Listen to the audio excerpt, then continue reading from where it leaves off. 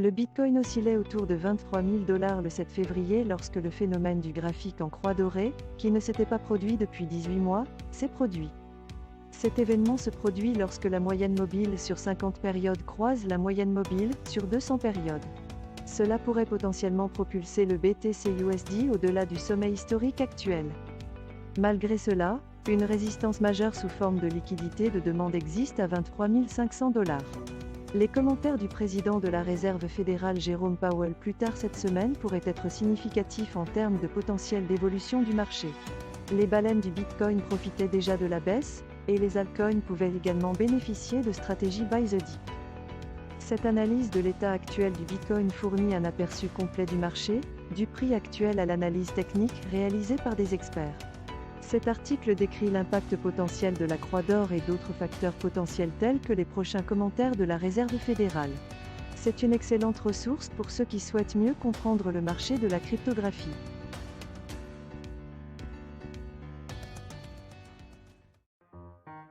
Damus, un réseau social décentralisé, a annoncé une fonctionnalité à venir.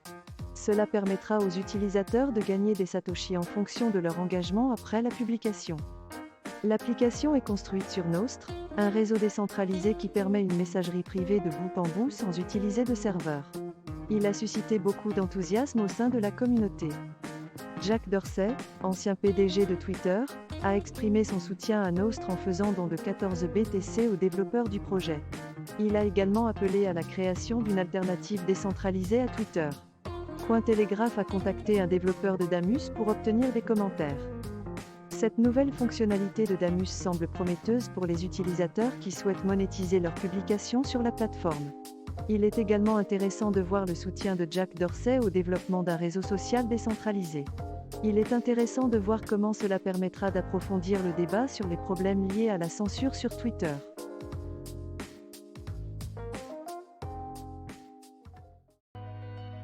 Ethereum a récemment franchi une étape importante dans son taux de combustion des pièces, avec plus de 10 000 pièces détruites. Cela est susceptible d'affecter le prix de marché de l'actif, car l'offre en circulation diminue désormais à un rythme plus rapide. La crypto-monnaie n'a cessé de croître tout au long de la reprise du marché, sous l'impulsion des investisseurs de détail et de la mise en net. La combustion de pièces sert à réduire l'offre d'Ethereum et à accroître sa rareté, ce qui peut entraîner une augmentation de sa valeur.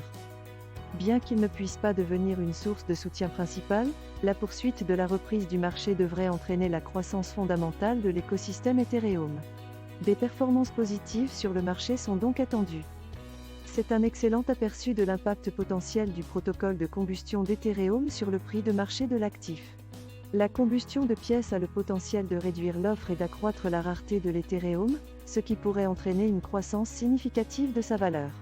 Cependant, le succès de l'actif dépend du développement du réseau et de ses nombreuses solutions, qui devraient apporter une croissance plus fondamentale.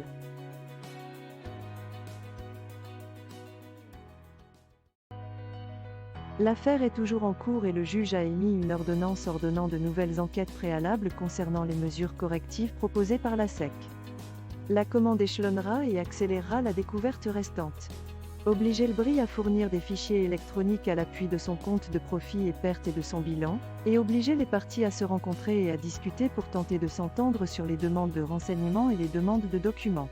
Une fois que les parties se sont rencontrées et se sont entretenues, la SEC doit fournir un mémoire supplémentaire abordant la question des mesures correctives. En outre, le juge a clairement indiqué que son ordonnance n'incluait pas les ventes secondaires de jetons LBC. Cette ordonnance du juge Barbadoro fournit un calendrier clair des événements à venir dans l'affaire BRI-SEC en cours. Il définit un processus de découverte progressif et accéléré, tout en indiquant clairement que l'injonction ne s'applique pas aux ventes secondaires de jetons LBC.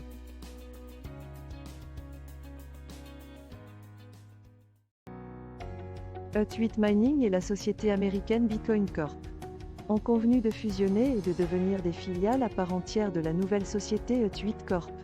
Les actionnaires des deux sociétés détiendront 50% de la société fusionnée. La société issue de la fusion aura accès à une capacité énergétique d'environ 825 MW. L'opération permettra de consolider les actions existantes de Hut 8 à 5 contre 1 dans la nouvelle société. Cela permettra à la nouvelle société d'accéder au capital et de figurer dans les indices américains. La fusion diversifie également la répartition géographique des sites miniers en Amérique du Nord. ETH8 fournira un financement relais sécurisé pouvant atteindre 6,5 millions de dollars à l'USBTC, et les conseils d'administration des deux sociétés ont approuvé l'accord à l'unanimité. Les actionnaires et l'approbation du tribunal sont toujours en attente, et les entreprises espèrent conclure l'opération d'ici la fin du deuxième trimestre. La direction de la nouvelle entité a également été confirmée.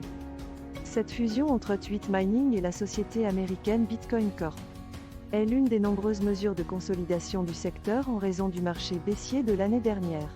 L'opération a le potentiel de donner à la nouvelle société basée aux États-Unis un accès au capital, la possibilité de figurer dans des indices aux États-Unis et de diversifier ses sites miniers en Amérique du Nord.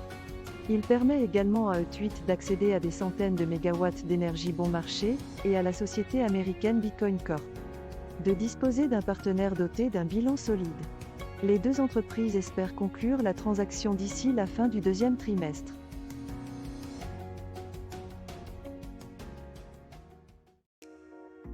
Le testnet Ethereum a simulé avec succès pour la première fois des retraits d'Ether stackés. Cela rapproche la blockchain de sa transition vers un réseau Proof of Stake complet. La mise à niveau a été déclenchée et finalisée dans un délai de 13 minutes. Il a été mis en place pour fournir aux développeurs une répétition générale des retraits qui auront lieu sur la principale blockchain Ethereum suite à sa mise à niveau à Shanghai, prévue le mois prochain. La mise à niveau inclut des retraits partiels et complets, ainsi que des modifications du BLS qui permettent aux utilisateurs de modifier leurs informations de retrait. Il s'agit du premier des 3 réseaux de tests qui seront exécutés grâce à une simulation de Shanghai, suivie de Sepolia et Gurley. Il s'agira du premier hard fork pour Ethereum depuis sa transition vers un réseau Proof of Stake. Les traders de crypto-monnaies sont attentifs à la manière dont Shanghai pourrait faire évoluer le marché et à ses effets sur les prix des ETH.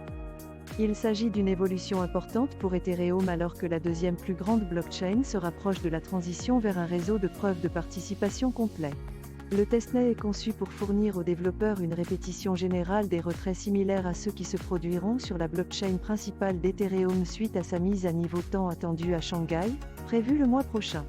En conséquence, la mise à niveau de Shanghai est devenue un événement très attendu pour l'écosystème des crypto-monnaies, car les traders sont attentifs à la manière dont elle pourrait faire évoluer le marché.